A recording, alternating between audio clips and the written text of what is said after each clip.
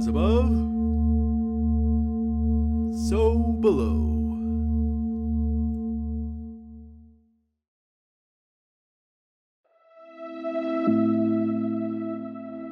Welcome to Connecting with Coincidence. I am your host, Bernard Beitman, MD.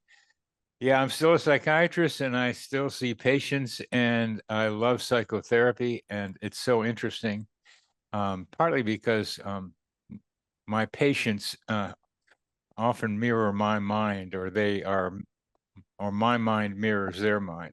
I'll tell you about that another time. Today, the story that I will tell you is called Dancing the Merry-Go-Round. As I've mentioned before, I love to go dancing, and it's a kind of 5 rhythms conscious dance. You can do whatever you want. But before I mention that, please subscribe to this channel. There's a button down there you can push.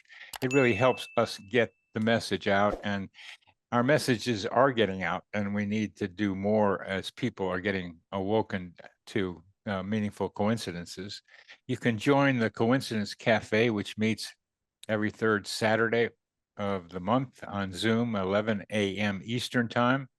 And you can get to signing up at thecoincidenceproject.net and register just once, and you'll be notified each month. And we tell each other coincidence stories. And the coincidences that happen among and between people at the Coincidence Cafe are part of the fun. And I've written a book called Meaningful Coincidences. The cover is over my right shoulder. I hope you'll take a look at it. It's an attempt to embrace the entire field, including synchronicity, serendipity, simulpathity, and seriality. So my story today, as I mentioned, is dancing the merry-go-round, and I go to dance every Friday, every Friday evening, Sunday morning. We're out there doing something, and sometimes it really gets it going at dance. So one of the best dancers there is named Misty, and I've been wanting to dance with her for a while, and we've started to be able to dance with each other and get to know each other. So she and I were dancing on a Sunday morning not too long ago, and as we were dancing, she heard in the music the sound of a merry-go-round. Da, da, da, da, da, da. You know, the horse is going up and down and going around and round.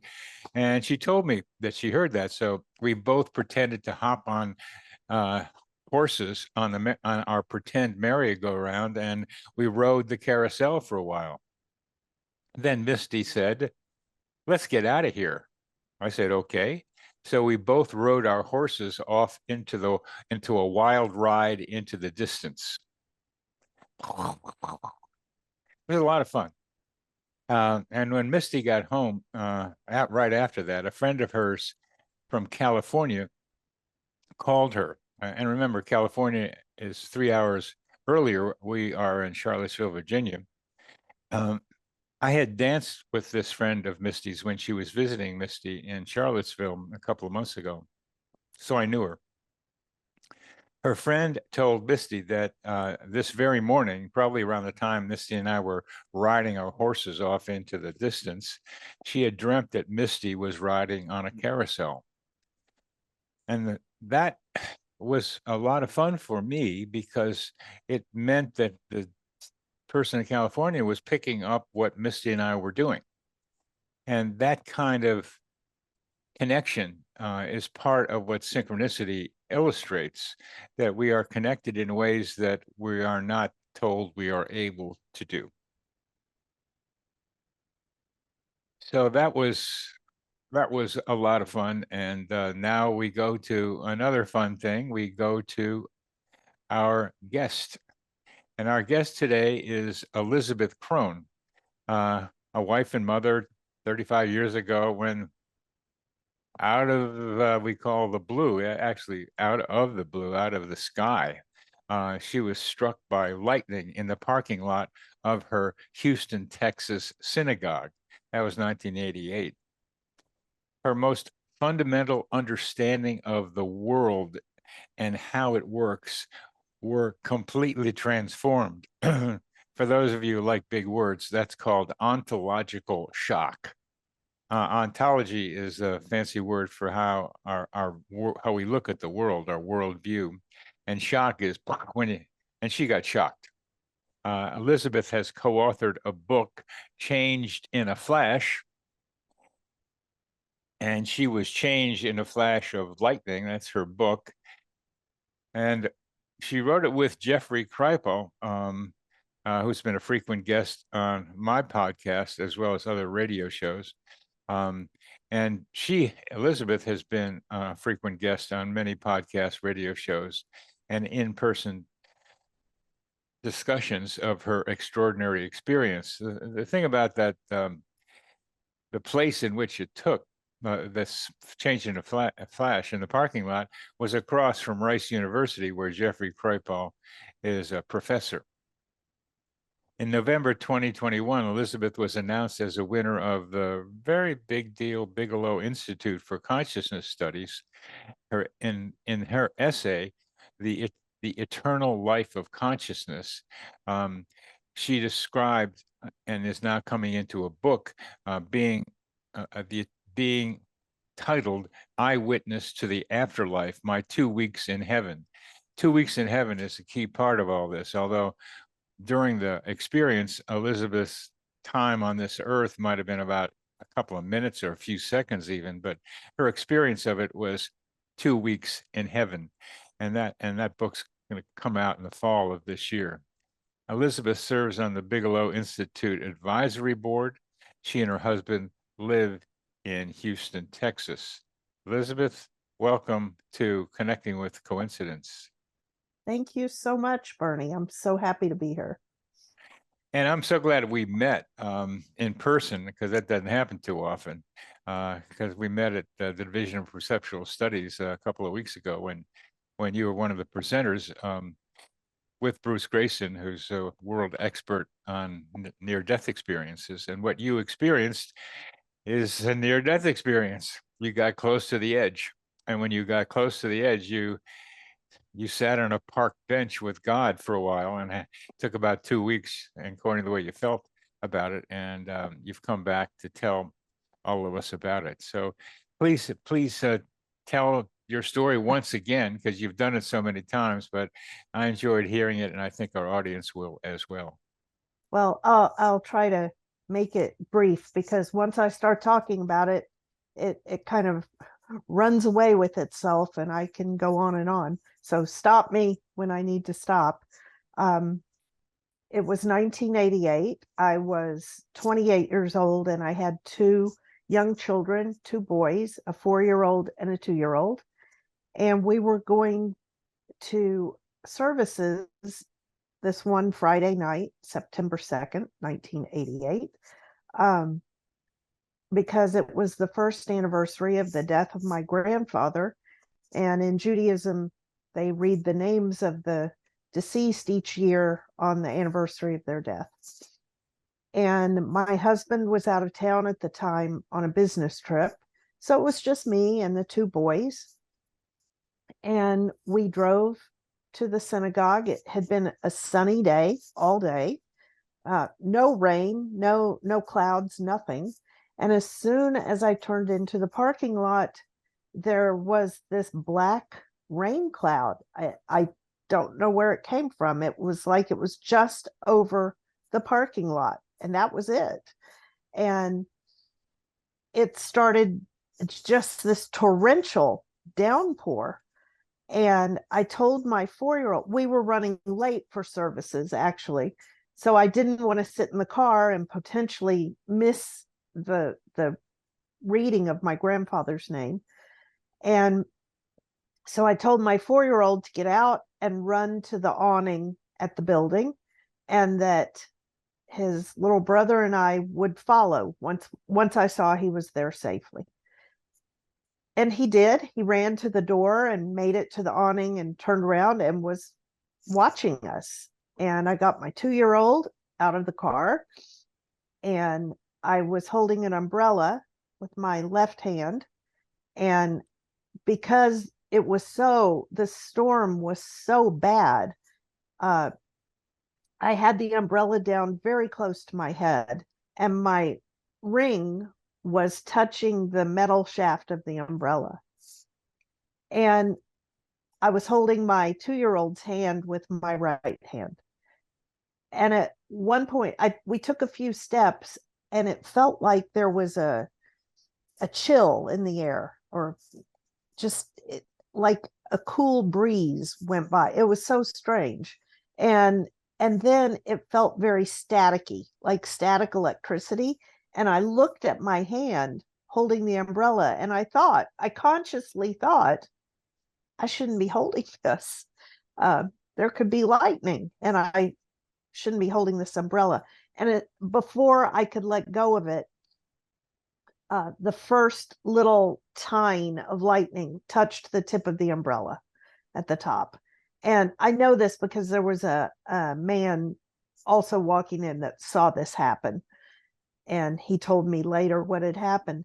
And that little, he said it was a tiny branch off a large bolt of lightning.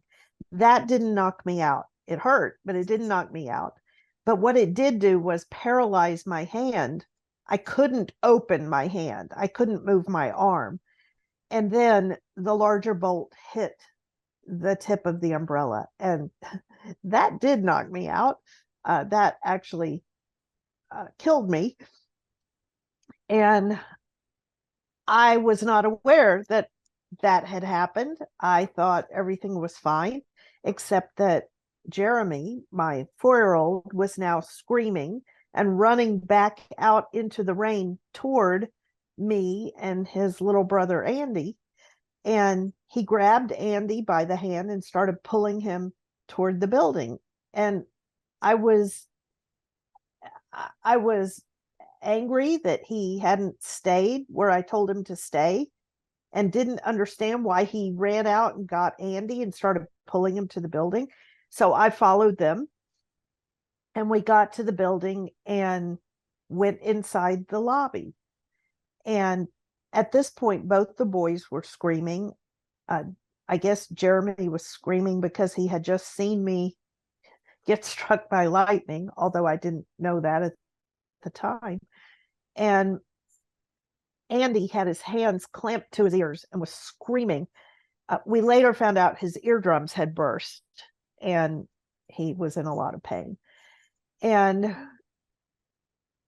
there was a gentleman that was walking from the restroom back toward services that were going on, and my children were screaming, and they knew better than to be screaming there. And this was someone that we knew that was walking by, and he came over to see why the boys were standing there screaming. And I couldn't understand why he was ignoring me. Like, why are you talking to them? I'm standing right here. And I also realized my umbrella was gone, and it had been a new umbrella. And I thought, where is it? I know I had it. So I looked out the window in the door, and about 25 feet away, I saw my umbrella. It was like smoldering, smoking.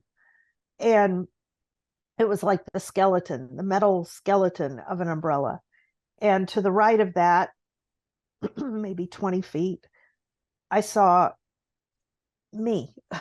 I saw myself on the ground. And it was so disorienting. And I was having difficulty understanding what was happening. And at this point, the man that had been talking to the boys had run into services, and from the back of the room had interrupted the rabbi who was running the service and said, "We need a doctor." And this is a very large synagogue right at the Texas Medical Center and Rice University. It's right there. And so there were, I don't know, 40 or 50 doctors at services that night. And so this mass of people came toward the back. Meanwhile, I'm trying to figure out why I'm lying out there in the rain on the ground. And I realized at that point that whatever was going on, my children were okay. they were going to be okay. I knew my parents were at services. I knew there were a lot of people there that knew them and they were safe. So I thought, I'm going to go out there and see what's going on. And as soon as I thought, I want to go see, I was there. I was above my body looking down at myself. And that's when it hit me that, oh my God, I'm dead. I'm dead. But I'm not, because I'm aware, I'm thinking, I see that I'm dead. And I figured since my kids were safe, I wanted to kind of explore what was going on here. And this light appeared to my right and above me, and it wanted me. It was alive. This light was a living thing, and it wanted me to follow it. So I did. I followed it, and it led me to what I've come to call the garden. Gardens are one of my favorite places to be in the world. And I believe that this was a garden setting to put me at ease, to keep me from being afraid. So it was a beautiful garden, unlike any garden here on earth. The plants, the flowers were much more vibrant. The blossoms were like exploding with color, and the color was not any, the colors there are not like any colors here. And it's not just the vibrancy, it's the actual color. It just doesn't exist. I feel like it's got to be a different spectrum or something that we just don't have here, or we can't see here. And there was a very ornate bench. It was, it looked hand carved. It was a wooden park bench. And it had a lot of scroll work in the wood. It was gorgeous and glossy. And a voice told me to sit on the bench. And the voice was that of my grandfather, who had been at services to commemorate the 1-year anniversary of his death. And it was his voice. He had a heavy French accent, and that's who it was. And I sat. I mean, when your dead grandfather tells you to sit on a bench, you sit. So I did. And as soon as I sat on this bench, it morphed, it conformed, it hugged my body. And he was next to me. And at that point, I think it was about then that I realized everything came all at once, all the information. It was like an instantaneous download. I suddenly realized that, yes, this was my grandfather's voice, but it was not my grandfather, it was God. And God was using my grandfather's voice to put me at ease, to comfort me. And so there I am, sitting in heaven, dead, and talking to God. And it was not an audible conversation, it was telepathic. As soon as I could think a question, I had the answer. I completely understood things that I could never understand here. I mean, my background, my education is in business. I went to law school. That's about as far from physics as you can get. Yet I understood physics while I was there. I understood the nonlinear nature of time while I was there. I mean, back here, yes, I know that time is not linear. I understand that, but I don't understand the physics of it the way I did while I was there. And so I sat there. I know it was 2 weeks because there was what I call a calendar. It wasn't like a calendar hanging on the wall, but I understood the passage of time because there were 3 orbs in the sky.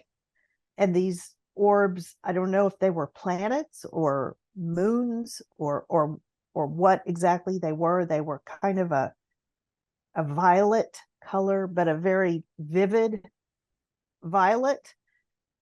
And the way they were moving in relation to each other made me understand the passage of time and how much time was passing. And I've had people ask me since I've been back, but you said time isn't linear. Time doesn't really exist. So why did you need to know that time was passing? And I think the answer is that I have to remember everything that happened there in linear terms, or I can't decipher it. It's like a code, and I can't decipher it and remember it unless I think of it in linear terms. That seems to make sense to me. It's really the only explanation I can come up with that seems reasonable.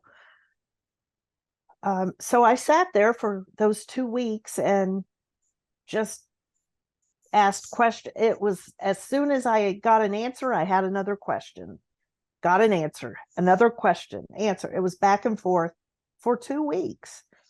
And he told me that I had a choice. I could decide to stay there. And if I did stay there, I would go down this path that was off to the right, and there was a mountain range. The path went into the mountains, and behind the mountains, they were backlit by that light that I had followed to the garden. The light had moved behind the mountains. So I could choose to stay, or I could choose to go back and finish this life. And so I had many questions about that. You know, why would I go back? I don't want to go back. I mean, this was incredible. I felt much more like that was home, and this is not. This is compared to that. This is torture. Okay, that is perfection. That overwhelming feeling of unconditional love that just doesn't seem to exist in this dimension. You don't want to leave it. It's very difficult to make that decision if you're given the option. So I did ask a series of questions. The first one being, why would I go back? Why? I don't want to. And after having that conversation, I ultimately decided I would come back. Part of what I was told involved getting divorced if I came back, and well, having a 3rd child, a daughter, and then getting divorced and being a single parent to 3 children. Didn't sound like fun. I had a hard time believing that would happen. My husband and I were happy. But I figured if there was even the possibility of that happening, and if I did decide to stay there, my husband would be raising my children, and I didn't want that. So I decided to come back. I also wanted to meet this daughter who I supposedly was going to have, who he told me, had already selected me and my husband to be her parents. So then it was like this download of information about reincarnation. And these are things at 28, I hadn't even thought about them. This wasn't something I had space for in my head at that time. And yet here I was learning all of this. And so he told me he would help me back into my body. He told me it would be very painful. because my soul had expanded without the confines of my body. And he was going to have to squeeze me very tightly to get back into my body. And it would feel like my bones were being crushed. And it did. It was bone crushingly painful. And then I opened my eyes and I'm lying in the rain in a parking lot. And people were just starting to come out of the building to help me. And I didn't talk about it. Everyone was concerned about my physical well-being. They're actually, here you go, synchronicity.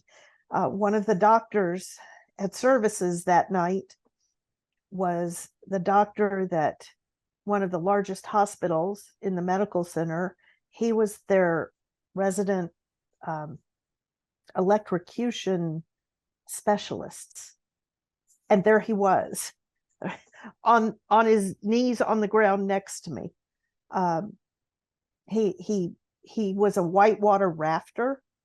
That was one of his hobbies, and he saw people get struck by lightning several times, and he knew what to do. And there he was.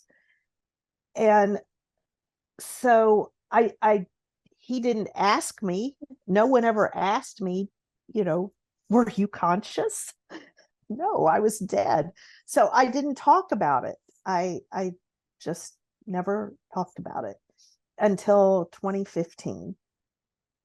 And in 2015, let's pause here just for a minute, okay. because the body that you entered was in a lot of pain. Yes. You had a lot to recover from. Mm-hmm. I think you said your feet were burned, and Right. there's more going on. And I don't want to spend a lot of time with that, but I think it's important to emphasize that you did enter into a lot of pain. As you said, okay, I'm going to come back. And you recovered, and you had your third child, your daughter, that had already chosen you. And I think it's important for people to know that that's this chosen thing that we've talked about or heard about sometimes. Like, I'm going to pick you to go in. I mean, it looks like at least we have one, and there are more pieces of evidence that can happen. But you were consciously aware of being able to be chosen. You're the chosen mother for this daughter. And so you recovered, and you did get divorced.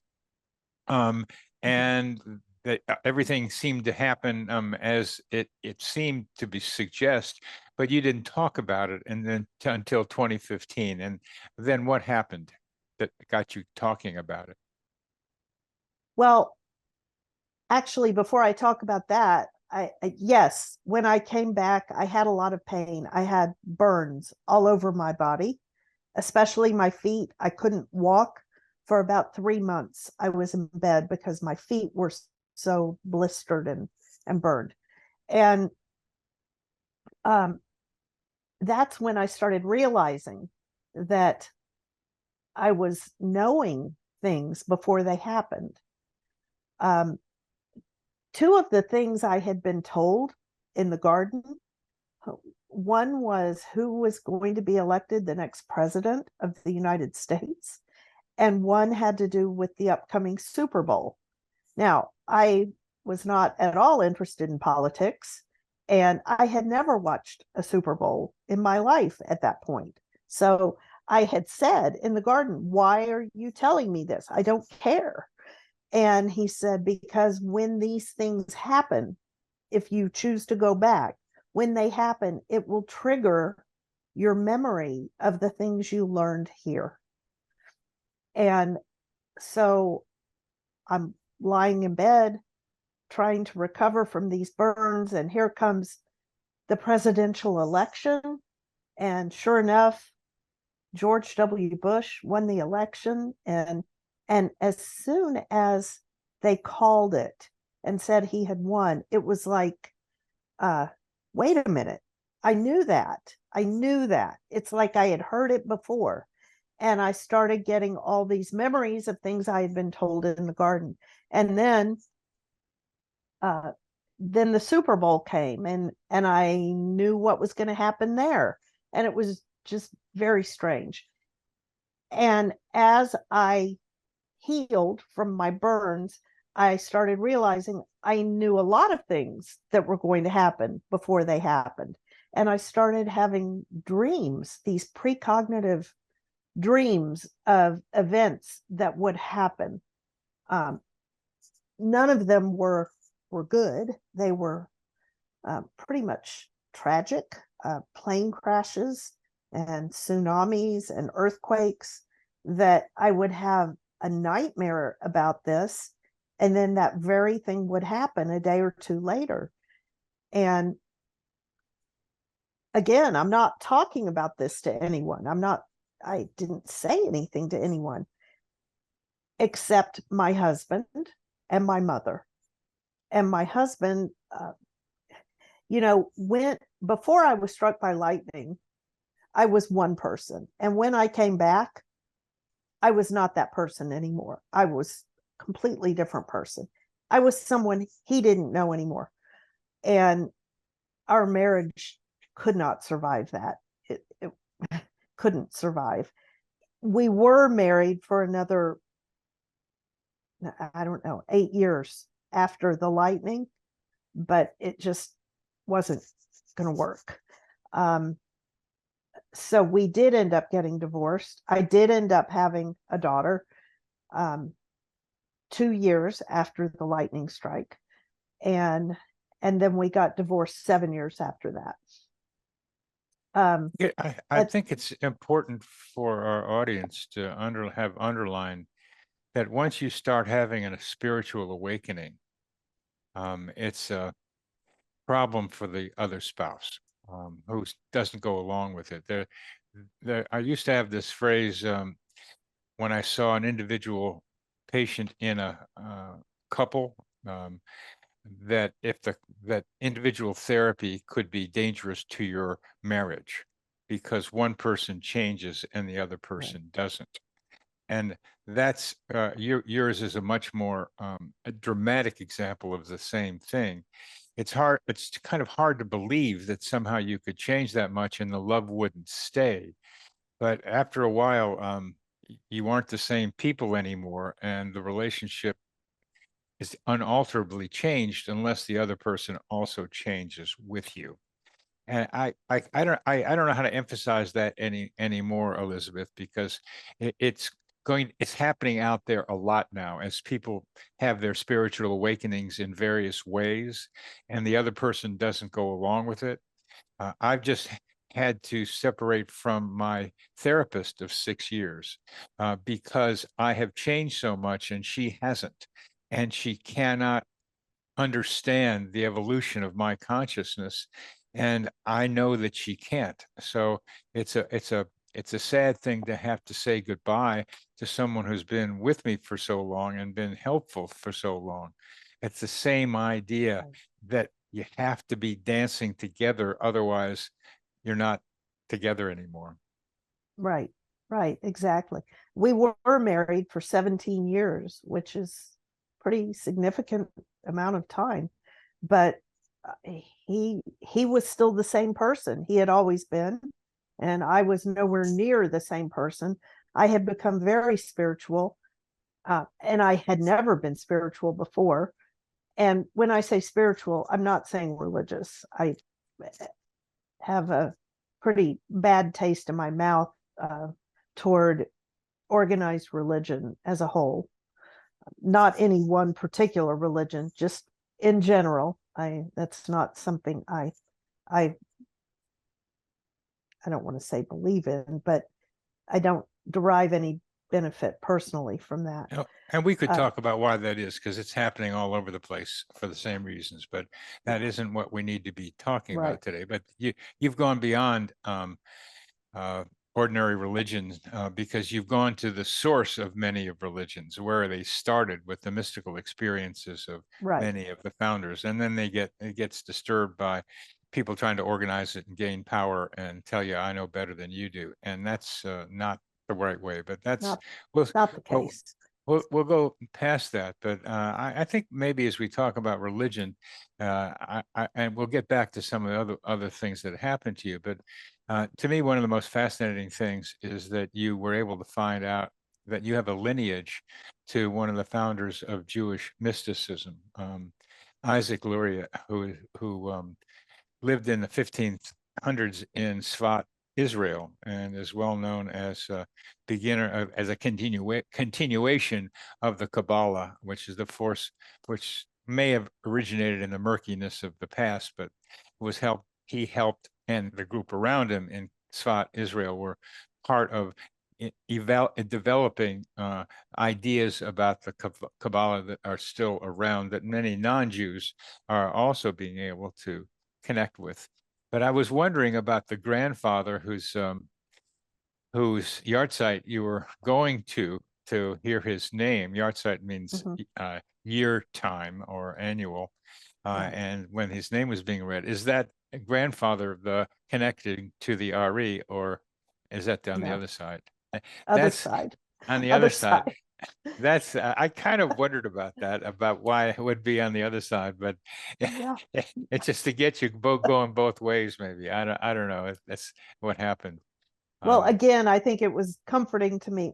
The grandfather on the side of Isaac Luria, I never knew him very well. He died when I was 6 years old, uh, so I didn't know him very well.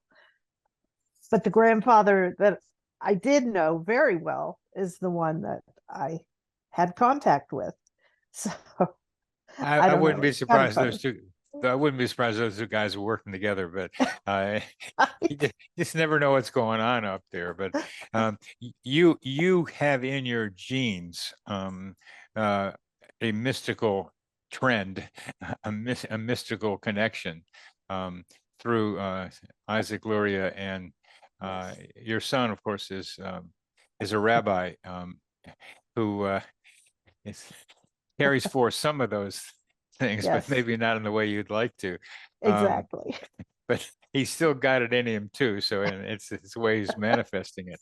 So since I just recently met someone who is a descendant of Thomas Jefferson and Sally Hemings, and had the experience of feeling that she is speaking for her genes, that she has written a book, and she's the PR person, a public relations person for the Monticello, the home of Thomas Jefferson here in Charlottesville. That, to me, not necessarily to you, but to me, as I look at you and hear you, your genes are speaking through you in this through this experience. I do believe that. I feel that. I can't tell, it like sucked all the air out of me when I found out that there was a DNA connection to Isaac Luria. It was like, wait a minute, wow. And suddenly so much of this made sense. It felt right. So yeah. Oh, that's good to know. I was wondering about that. So the I don't know. Well, I think I'd like to be able to get to talking about synchronicities because people who have NDEs tend to have more of them after the NDEs. But for me, the coincidence is that that I've now met two people whose genes are speaking through them right here in the present. You and this relative I've mentioned, who's a very remarkable woman in herself. So I am also um, speaking speaking my genes too. And I'm getting more in touch with that. I'm the first son of the first son of the first son of the first son. And I have a son who's Jewish and a grandson who's Jewish. And that was a deep obligation of my heritage to carry that genetic first son thing forward. And I'm saying, okay, I did it already. Thank you very much. I think I want to maybe, it's been passed on. Somebody else is doing it. My son's got more Jewish teaching in him than I have, although I know a lot about stuff. So I'm with you in the sense of speaking my genes. And I think we can end with that coincidence for me as part of this whole thing, and try to move to the so many of them that have happened to you. And we have to talk about the precognition thing, because we talked a little bit about it when we talked before. But one of the funniest ones, or the enjoyable one for me, not just that the guy who knew about electrical, about lightning striking and how to affect it, was in the synagogue and was able to help you and come out, knew what to do. But it also took place across from Jeffrey Kripal's university. And so tell us about how you met Jeffrey Kripal and a bit of who he is. Well, when I was struck by lightning, it happened steps from his office. Congregation Emmanuel in Houston shares a street with Rice University. And so his office was right there. He was not working at Rice at the time. He wasn't in Houston, but there's something to it. I'm not sure what it is. Jeff and I did not meet until 2015. I had not spoken about my near-death experience publicly to anyone. But I had, well, that's not true. I had tried to talk to the rabbis about it, the rabbis at my synagogue. What a mistake. Huge mistake. No, it was basically a pat on the head. There, you're fine. Go on now. What they didn't know anything about NDEs and had no interest in finding out anything about NDEs. So I was kind of floundering. I knew I had this spiritual trauma basically happened to me, and I needed to talk to a clergy person about it. And I wasn't finding one that would talk to me. And then there was an article in the Houston Chronicle about this Episcopalian minister who had written a book called, I think it was The Christian Near-Death Experience. His name was John Price, Reverend John Price. And so this article was in the paper. I called the publisher and asked for his email address, and I sent him an email. And within 20 minutes of my sending him the email, my phone rang, and it was John Price. And he said, I just got your email. He said, you're Jewish? And I said, yes. And he said, can I take you to lunch? I said, sure. So we met for lunch the next day, and we sat and talked for 4 hours. And he actually became a very good friend of mine. And he unfortunately passed away last year. But back in 2015, he was instrumental in a little seminar that was taking place here in the medical center. And it was like continuing education credit for doctors and nurses. And it was about near-death experiences and how to handle patients that claim they've had a near-death experience. And so John Price called me and said, are you ready to talk about this publicly? And I thought about it, and I thought, well, sure, why not? The reason I really wasn't at that point was because I didn't want my children to be stigmatized. You know, they're the children of the crazy woman. So I hadn't talked about it, but I thought, you know, they're all grown. They all have children now. Sure, I'll talk about it. So I told him yes. He said, that's great. I'll be speaking, you'll be speaking, and there's one other guy that's going to be speaking. He's a professor at Rice. I said, okay. So I went to the event, and there were 3 chairs on the stage. And John Price was the first speaker. And then I got up and told my story.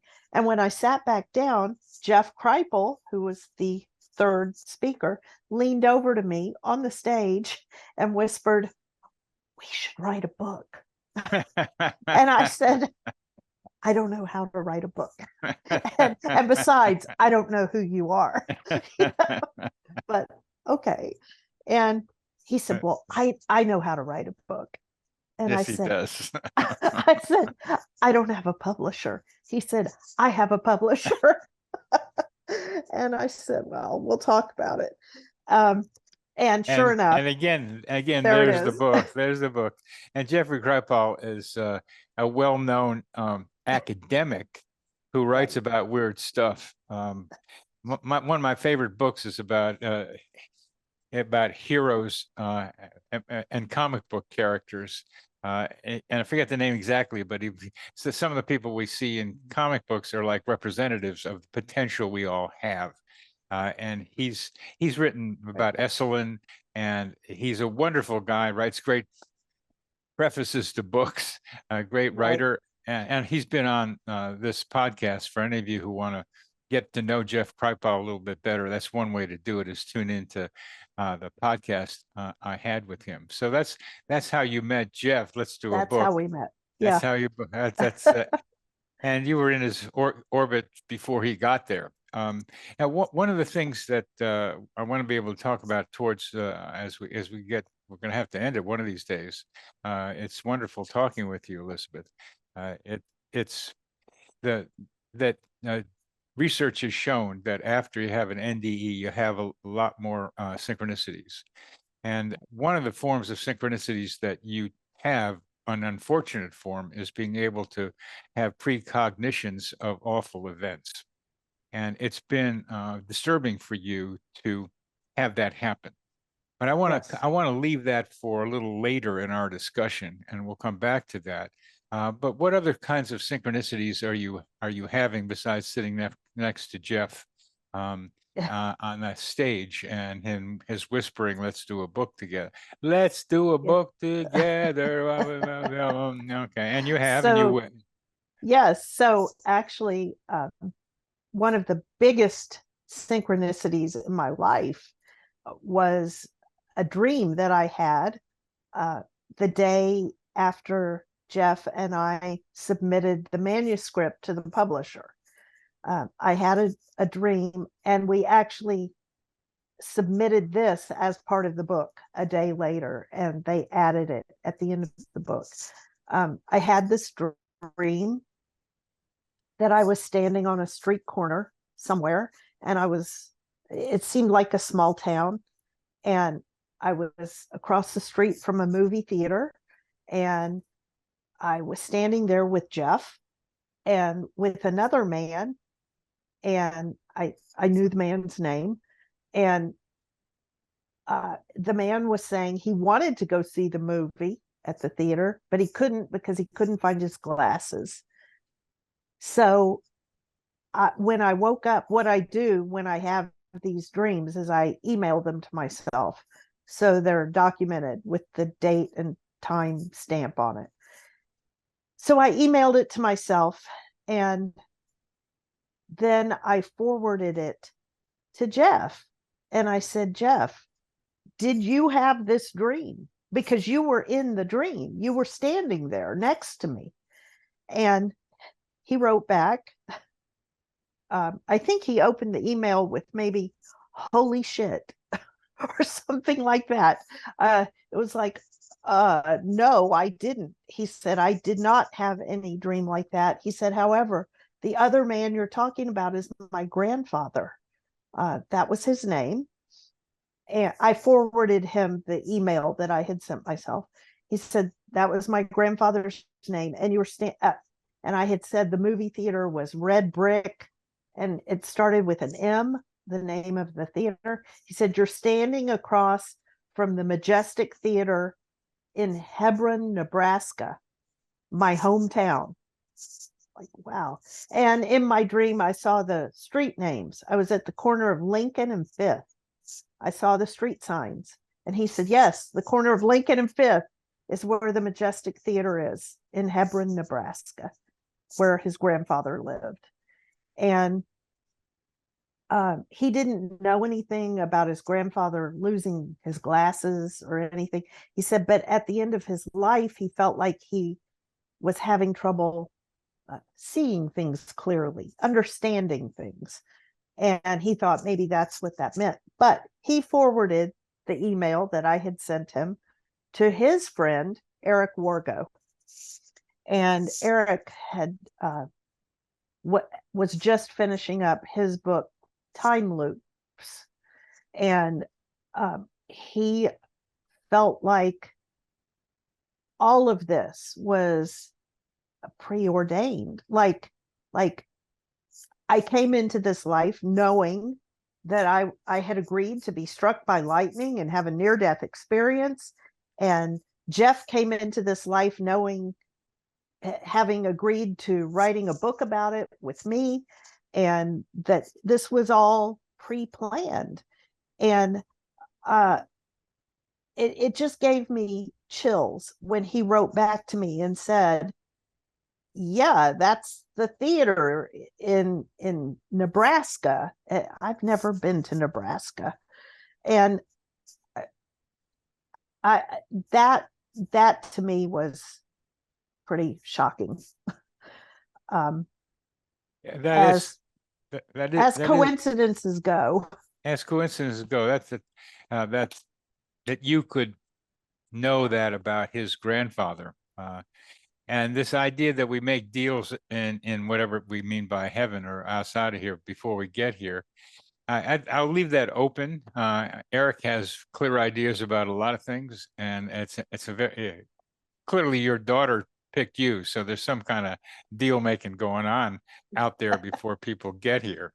I just like to connect your Nebraska story with the one I started with, that somebody in California has a dream about what's going on in Charlottesville. It's a little different, but it's the same idea of having a third person pick up something about two other people, or at least another other person, that we have an ability to access information right here on Earth that gets increased by having experiences like your near-death experience, that and other ways, so that we have to begin to recognize that on Earth we can pick up information about other people, not only at a geographical distance but also a time distance. But I'd argue that Jeff had the memory of his grandfather and that movie theater, and that you could pick it up from him. But those are the kinds of arguments that you could get into. But to me, that's, you got deeper into Jeff's mind with that, because you had already gotten deep into his mind with his helping you with doing the book. But those are all speculations that I like to make happen. So what about, let's tell us another one, and we'll get to your precognitive dreams, then we'll have to stop. Another synchronicity that was pretty outstanding for you. Well, another one that is maybe even more surprising did have to do with one of my plane crash nightmares. This nightmare was different than the others. The others, I just see a snapshot in my nightmare of a crashed plane, and I can see the wreckage and I can see the aftermath. But this one was different. I was on the plane that was going to crash, and it was happening in real time. When I emailed myself after I woke up, and I emailed the information about the crash to myself, when it hit the news, I realized it was happening at the very minute that I was having the nightmare, because the email was, I think, 3 minutes after the crash. So it was in real time, and I was on the plane, and I was talking to a passenger on the plane, and this was a foreign airline. The woman was speaking English, but she had a pretty heavy accent. She was with a child, and they were seated next to each other, and I was actually sitting on her tray table, facing her, like in her face. And we were making small talk, like we were at a cocktail party or something. She could see me. I don't think anyone else on the plane could see me. And then when the plane started to crash and I was aware that I was having one of my plane crash nightmares. And the only way I could make it stop was to open my eyes. But I couldn't. There was something holding me there. And she had grabbed onto my forearms and was just gripping my arms and screaming at me to take her child. Take him with you. I know you can leave. Take him. Give him to his father. Here's his father's name. So I had her name. I had her husband's name. I had her son's name. And she told me she had a daughter. She and her husband were flying on a different flight than she and her son were on. So I knew there was a daughter, but I didn't have her name. And I knew the name of the airline because I saw a napkin that was embossed with the name of the airline. It's a major airline. And I could hear the flight attendants speaking in that language. So I knew what airline it was. And I sent myself the email with the names of the people. And I am remarried, actually. I'm about to have my 25th wedding anniversary. But this husband is very spiritual, and I do share these nightmares with him. And I showed him my email, and he said, wow, you got names of passengers? And they're foreign names. They're not English. I said, yes. And about 3 days later, there was a manifest in the newspaper here, and her name and her son's name were on the manifest. And I even had spelled their last name correctly. I was off by one letter. And I did look up her husband on Facebook and found him. And so that, to me, there's something there. I don't understand what it is, but how was I on that plane and got her name? So I was talking to a friend of mine who I've gotten to know recently, Whitley Strieber. And Whitley said, look, you said that time isn't linear. I said, right. And he said, then that plane crash happened, but it will happen again and again and again and again. I said, yeah, I believe that. He said, then why don't you get yourself back on that plane and give the woman some comfort? Let you know that just because she's going to die doesn't mean she won't be here. Consciousness survives, right? So I guess my next project, when I have the nerve to do it, would be to try to get back on that plane and maybe look around and see if I could see what her seat number was, or any other information that I could get from that plane to see if I could corroborate it. I don't know. I don't even know how I would find out if that was her seat number, but I can't hear you. That There is you a tough assignment, Elizabeth. And Whitley is a mind stretcher kind of guy. So Yeah. I respect the difficulty in doing what he is suggesting. And when we met, one of the last things that you and I talked about was what I felt was how disturbing it is for you to repeatedly have dreams of horrible things happening to people, and knowing that it happens. And it's part of the burden I think you carry around for having been struck by lightning and 2 weeks in heaven. 2 weeks on that park. I like that park bench and that it folded around you. That's It was like a hammock, you know. it's that's the way it's supposed to be, and the beautiful flowers hanging around, and then this voice of your grandfather as a way Yeah. of God getting to you. And people have asked you, why did you turn around and look? And it's a little bit like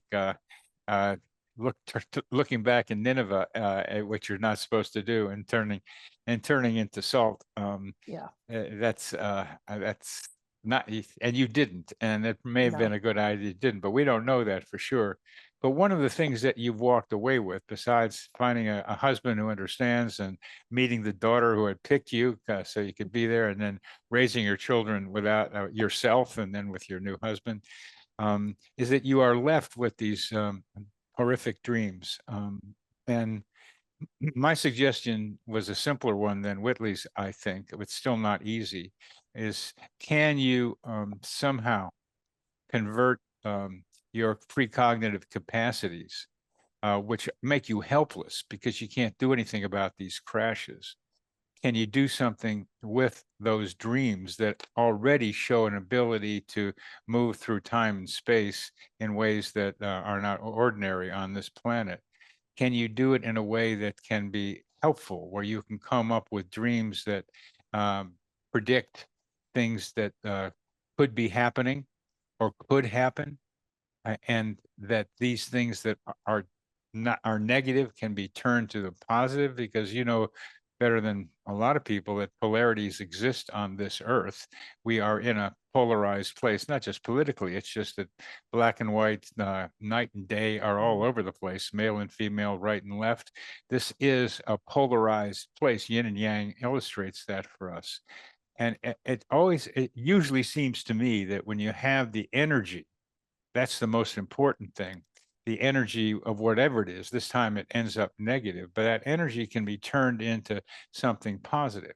And that conversion from the negative to the positive is not about the energy in the negative. It's about switching that energy into a more precognitively useful way of experiencing your dreams. That would be lovely. I don't know how to do it. The Or- only time I've ever used it was I actually knew of someone that was going to be on a plane that I had had a nightmare about. It was my cousin, and I told him, and he went anyway, because of course he Of went. course, yeah. And they hit a flock of birds and lost an engine, and the plane did not crash, but it had to make a crash landing. And so ever since then, he's He listens to terrified. you. He's terrified to fly. Oh, he's terrified to fly. Yeah. Well, that's wonderful that you were able to at least have a pre-warning. Yeah, but I don't know dream. that I'm supposed to do that. Because maybe people are supposed to. I don't know. I don't know. Supposed to is not a correct word in all this. Yeah.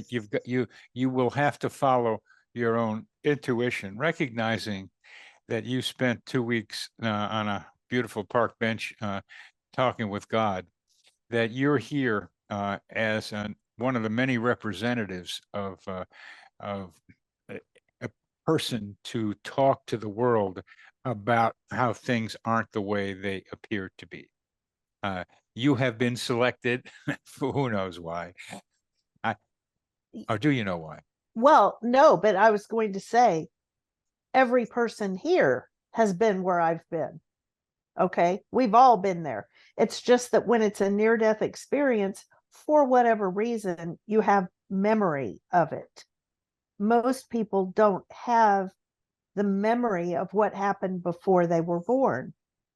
But people that have had NDEs many times remember their being conscious and what happened during the NDE. So I don't think it's a unique experience.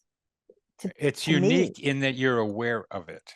Right, right. that's, and let's Right. not minimize that. Of course, what you just said, hard to say everybody's been there. I mean, they probably have, but you're aware of it. And it's the awareness, because in the simpler version of these, which is called meaningful coincidences, where people go, what?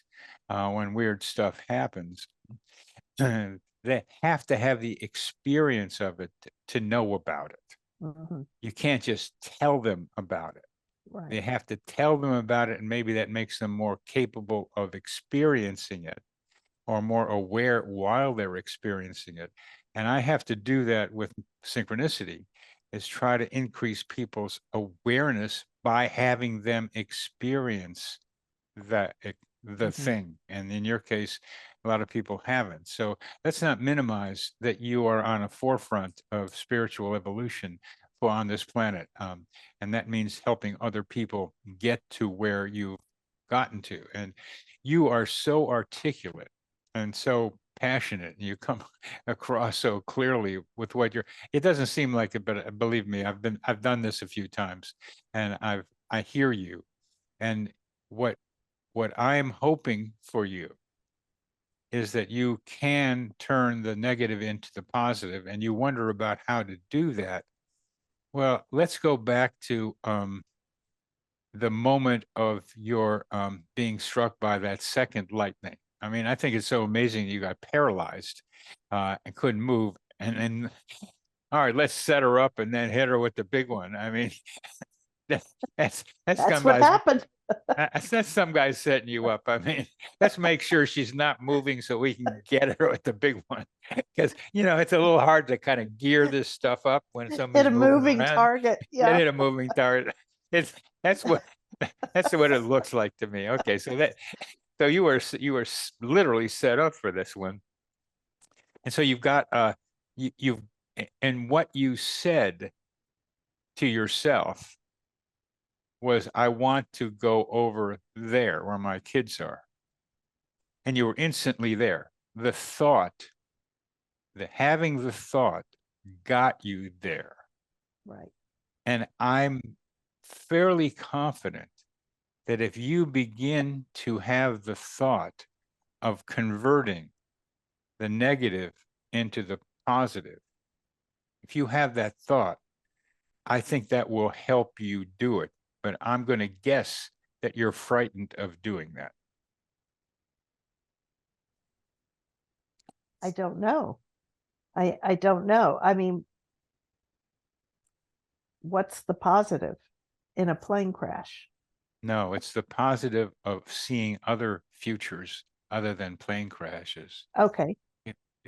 Being Oh, able to, okay. the beautiful thing about precognition, when it works right, is that it sets you up for a Mhm. situation that you might not have thought about before. It's a kind of preparation for the situation. I tell you that because when I was playing football at Swarthmore one day on a Thursday, I just went over to a smaller practice field and did some maneuvers that then appeared on the football field. The situation that I was anticipating appeared on the football field. And so I went 90 yards for a touchdown, because I had already seen and practiced what happened on the football field. I had practiced it 2 days before, and I had done this subconsciously. I didn't know why I was doing, but that was a precognition of preparation, of being prepared for something, so I knew what to do. And that's what I'm That's a talking about. positive. Yeah. That's a positive. So you see a future for you, and that's the practice. And it could be small things, but then you start seeing future for bigger things, because as a relative of Isaac Lurie, you are here to make something happen. Your genes need to speak to you. There's been a lot of tragedy in Jewish history, which is also in your genes, because that's there. And I'm suggesting that there's also amazing optimism in your genes. And what you're experiencing are the awful things that those genes have experienced through the many centuries until getting to you. But there is the joyfulness, and there is the wonderment, and there is the desire to tikkun olam, to heal the world, that is in you also. And so embracing the ability to see futures, however narrow, however large, that you can be a part of, is what I'm suggesting you consider. I would definitely consider that and attempt to do it. And I need to think on that.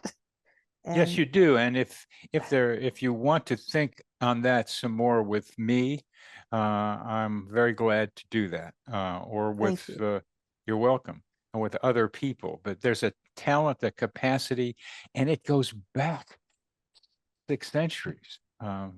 And it's there. And it's like with this woman from the Sally Hemings and Thomas Jefferson. I could feel her genes. Why? Because I feel my genes trying to speak through me. It's not like I'm telling you something that I don't know. I know. Okay. Yeah. So I got it. Yeah. wonderful.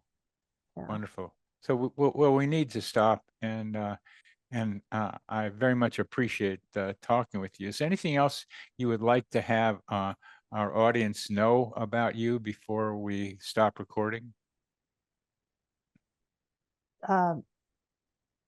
No, I have another book coming out. It's actually my Bigelow essay that's being published, and to look for it in the fall.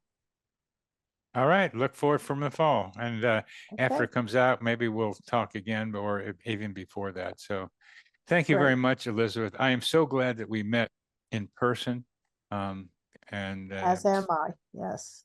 and now this makes it even better. So, thanks very much, Elizabeth. Thank you, Bernie. Take care. This psychosphere is our mental atmosphere, like a hologram of cosmic consciousness.